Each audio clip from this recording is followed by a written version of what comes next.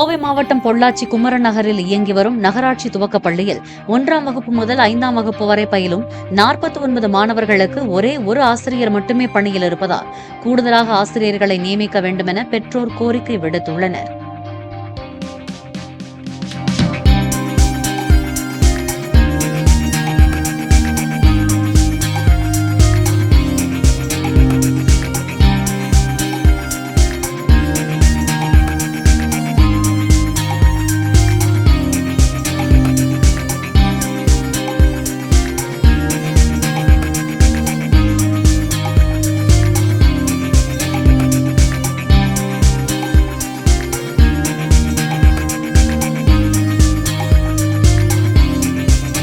Play store மற்றும் app ஸ்டோரில் இருந்து பாலிமர் செயலியை QR கோடு மூலம் பதிவிறக்கம் செய்யுங்கள்.